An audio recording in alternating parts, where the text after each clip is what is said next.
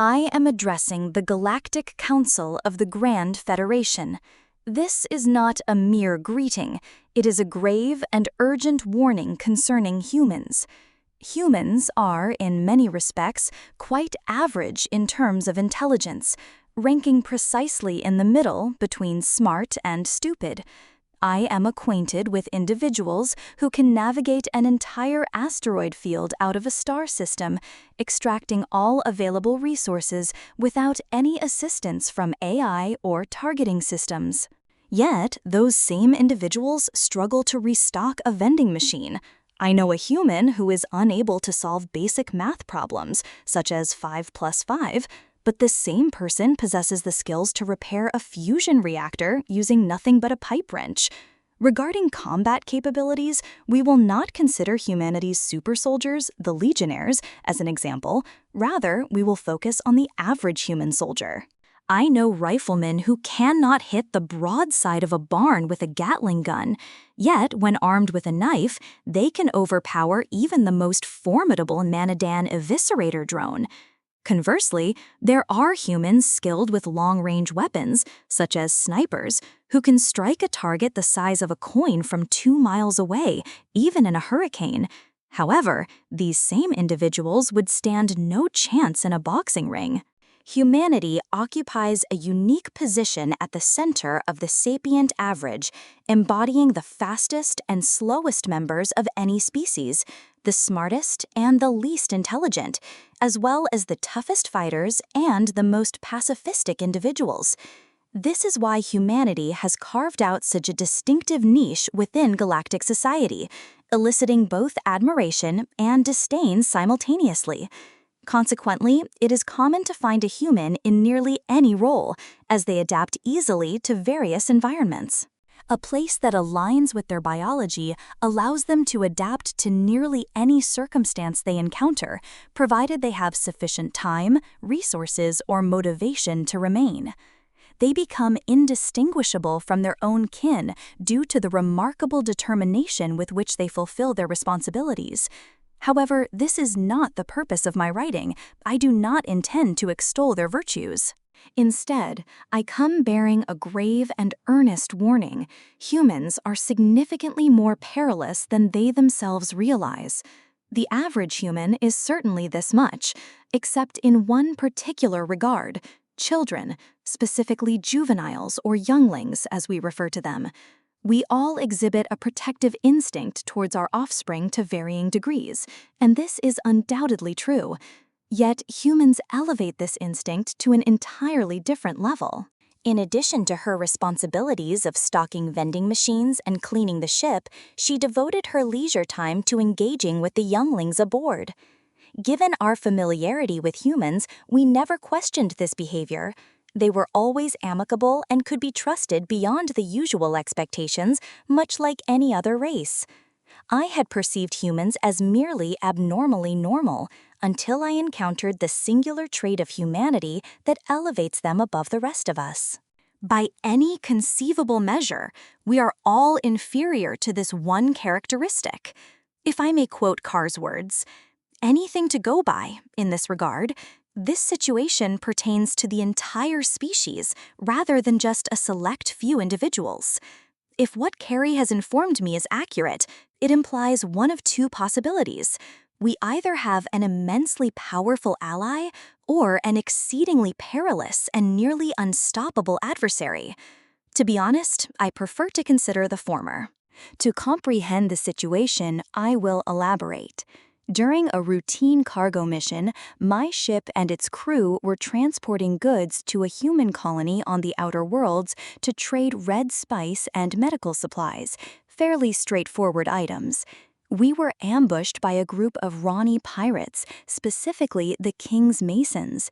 Yes, those King's Masons, the notorious gang that single-handedly annihilated a Federation escort fleet and held the Ronnie Queen captive for 2 months. The encounter began with a communication hail. "Stand and deliver," they commanded, as their ion cannons disabled our ship, and they prepared to board us. Within minutes, the entire crew was on alert, ready to repel the attackers. Unfortunately, as it turned out for them, they bypassed the main boarding ramp and opted instead to cut a hole through the cargo bay to infiltrate the ship. This maneuver brought them into direct contact with us. A group of them blasted through the area, looting whatever cargo they could carry, and began to cut their way deeper into the ship. Everything seemed to be going well for them as they plundered the vessel and forced open doors to access personal quarters in search of valuables. However, one unfortunate individual encountered Carrie and the children she was protecting. She stood her ground, refusing to yield. He assaulted her brutally, yet she remained steadfast, unwilling to surrender. He instructed the children to conceal themselves during their game of hide-and-seek. As he attempted to seize one of the children, it disappeared into the maintenance hatches. She intervened just in time, allowing the child to evade capture. He made a casual remark about his desire to create a juvenile-flavored soup.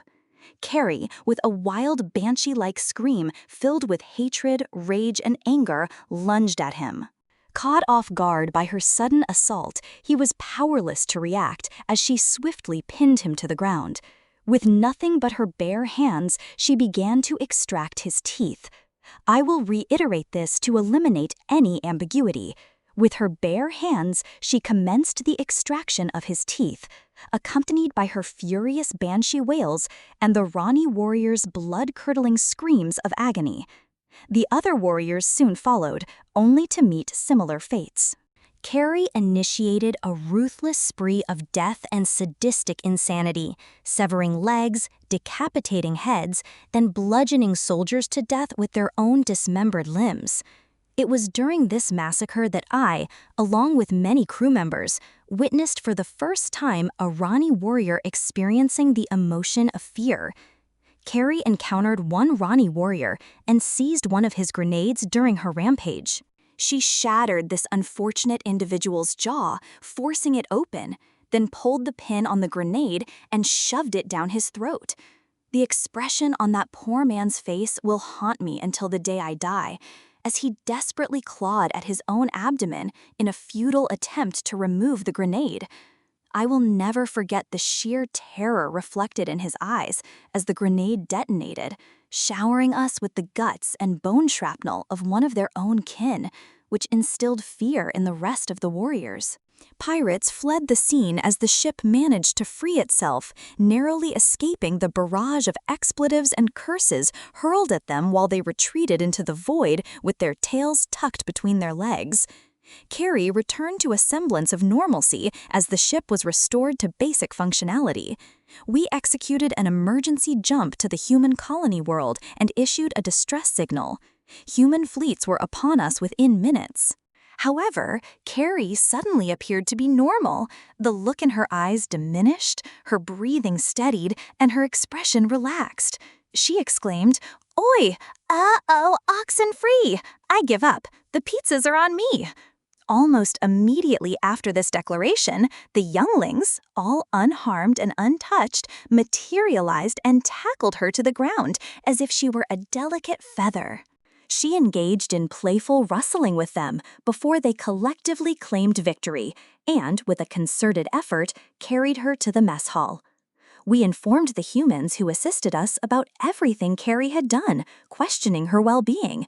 They merely shrugged and explained that what Carrie did was, in their words, too lenient. I have dedicated the majority of the last 200 hours to studying and researching this phenomenon, and all findings are consistent. Humans, regardless of the species they care for or are near, exhibit an extreme protective instinct towards any juvenile in their care or vicinity. Humans, even those with no connections to the individuals involved, will unhesitatingly rush headlong into danger upon sensing a juvenile of any species in peril, disregarding their own safety. This occurrence has been documented too frequently, both officially and unofficially, to be dismissed as mere coincidence. This phenomenon appears to be significantly.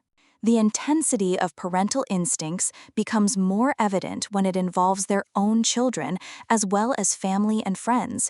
You may utilize this information as you see fit. However, I must caution you unequivocally, under no circumstances should you harm a child in the presence of another human being. Doing so could lead to a brutal and merciless demise at the hands of a being whose parental instincts are so overwhelmingly powerful that they transcend all logic, reason, and even biological understanding. Beneath those ordinary exteriors and within those typical minds lies the relentless and formidable essence of the most perilous force in existence, parenthood. You have been duly warned. Sincerely, Praise Thran, Captain of the Lightbringer cargo ship, Human Space, Epsilon Station.